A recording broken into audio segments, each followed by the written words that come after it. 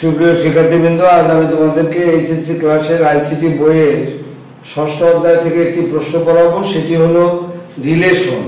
এই রিলেশন থেকে আমি দেখাবো ওয়ান টু ওয়ান রিলেশন মূলত কিভাবে আমাদের তৈরি করা যায়।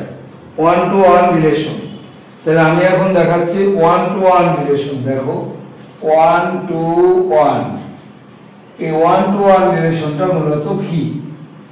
যে এই ওয়ান টু ওয়ান রিলেশন তৈরি করতে হলে প্রথমে আমরা লিখব যে কোনো একটা টেবিলের একটি রেকর্ডের সাথে যখন অন্য টেবিলের একটি রেকর্ডের মধ্যে সম্পর্ক তৈরি হয় তখন সেই সম্পর্ককে আমরা বলে থাকি ওয়ান টু ওয়ান রিলেশন বা ওয়ান টু ওয়ান সম্পর্ক। এই সম্পর্ক তৈরি করতে হলে আমরা লিখব অনুধাবনে যে আমরা এই সম্পর্ক তৈরি করার জন্য আমাদের দুটো টেবিল প্রয়োজন এবং দুটো টেবিলের মধ্যে আমাদের দুটো প্রাইমারি কি থাকতে হবে। তো আমরা এখন একটা টেবিলে আমরা এই ওয়ান টু ওয়ান রিলেশন তৈরি করার জন্য দুটো টেবিল ধরলাম। একটা হলো টেবিল ওয়ান, একটা টেবিলের নাম দিলাম টেবিল ওয়ান, আর একটা টেবিলের নাম দিলাম আমরা টেবিল টু।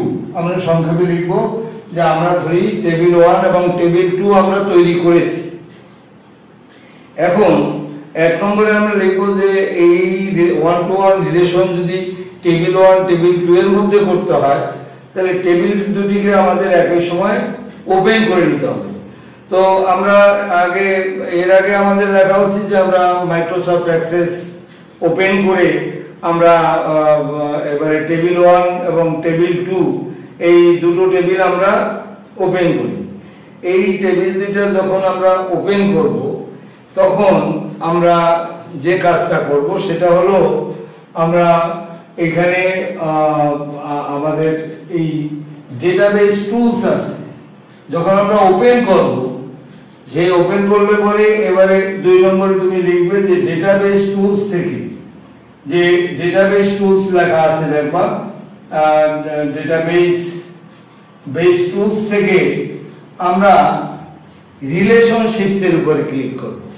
এই রিলেশনশিপস এর উপরে যখনই আমরা ক্লিক করতে যাব তখন সে শো টেবিল এরকম একটা ডায়ালগ বক্সে দেখাবে। শো টেবিল, এই যে শো টেবিল এরকম একটা ডায়ালগ বক্স দেখাবে। এই শো টেবিল ডায়ালগ বক্সের এই জায়গায়, শো টেবিল ডায়ালগ বক্সের এই জায়গায় আমাদের এরকম টেবিল ওয়ান এবং টেবিল টু যখন আমরা ওপেন করব এইভাবে লেখা থাকবে, আর নিচে লেখা আছে আমাদের এড। তুমি করবা কি যে শো টেবিল ডায়ালগ বক্স প্রদর্শিত হবে এবং সেই শো টেবিল ডায়ালগ বক্সের আমরা টেবিল ওয়ান কে আমরা সিলেক্ট করে ফেলব।